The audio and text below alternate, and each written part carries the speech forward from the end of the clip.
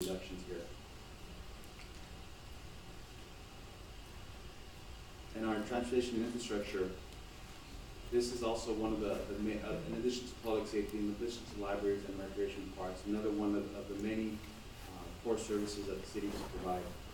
In this case, a lot of the funding is special funding. There are general fund dollars that go to transportation and infrastructure, but many of the projects that you see out there being worked on are either being funded from the American Recovery dollars, the ARA dollars, or stimulus dollars, if you will.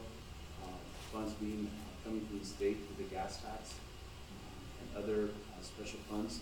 But those portions of general fund dollars have been diminishing greatly, those that go towards pavement preservation. This current fiscal year, we had budgeted close to about dollars that would help us reach about 750 miles of pavement preservation, including restructuring, including slurry seal, and just crack sealing and other types of repairs. And because of delays from the state to pay us our gas tax money, we're probably only going to be able to reach about 650 miles of that pavement preservation. That's about the same amount of miles that we're looking at being able to complete next fiscal year. According to Bill Robertson, at the very least, by doing those miles, we won't be deteriorating any further. We'll just keep it at a steady line for next fiscal year, and that's probably going to be about the best we could do relative to street pavement preservation.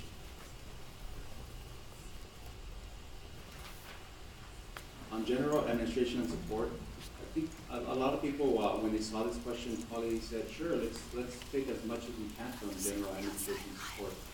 But if you really think about it, this is what funds our general services department, our information technology agency, and those are the backbone of all city departments. Our technology, our being able to maintain our fleet for police and fire services. But we are taking huge hits and huge cuts in those areas.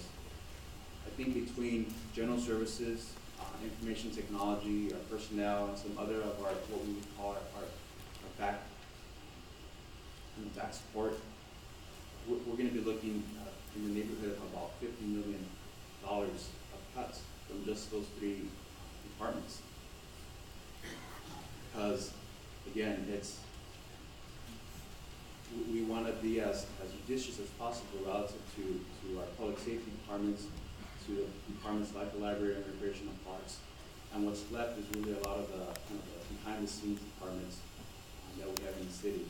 So they're similar to what was supported here in terms of reducing funding. We are going to be reducing quite a bit of funding in those general administration and support departments. Civilian employee furloughs. Now, many of you know that civilian employees in the city have been taking furloughs since the start of this fiscal year.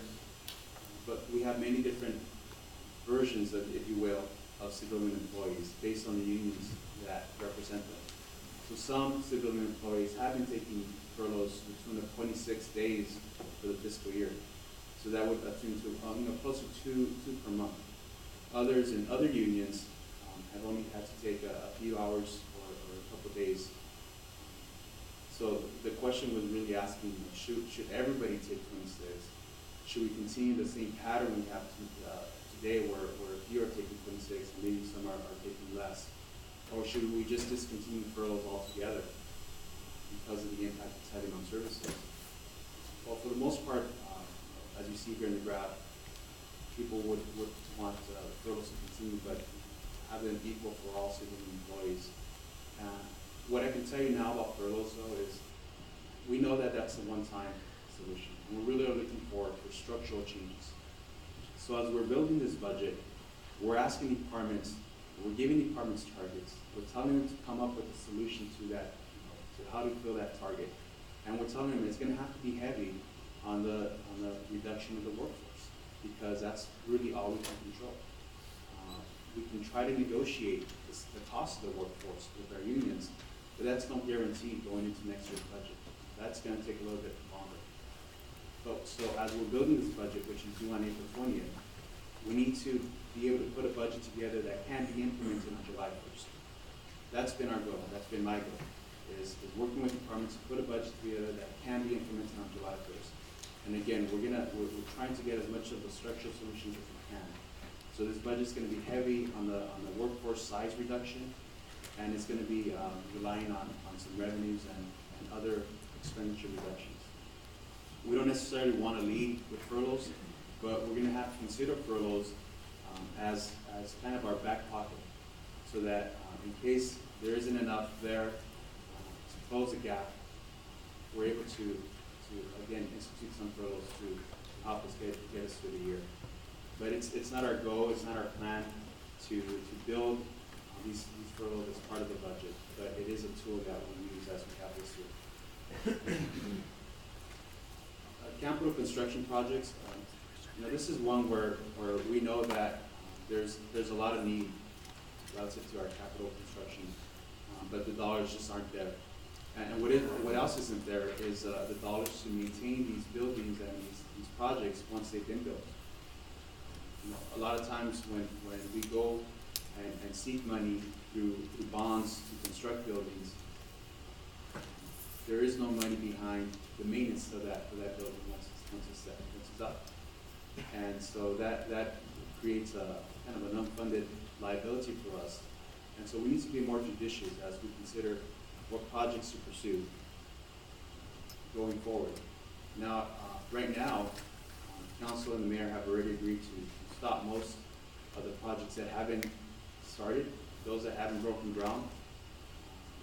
And we're going to have to keep delaying these until there's better assurances that we actually have the funds available to not just build these projects, but to also maintain them going forward. And one of our favorite questions is pension reform. Many times in budget meetings, as we go to town hall meetings, the issue of pension is raised, and it's a tricky one, because there's a lot of misconceptions that if we just somehow got employees to contribute more to their pensions, this pension issue is going to go away, and that's that would be great, but there's a lot of rules and laws related to pension reform that make it very difficult for us to ask employees to contribute more to their pension, to their own pensions. There's laws that say, well, if you're going to ask somebody to contribute $3 more, then you need to give them a benefit that's equal to that $3. And so that really doesn't get us out of the issue we're in. What we do have as a tool is developing new pension tiers for new employees.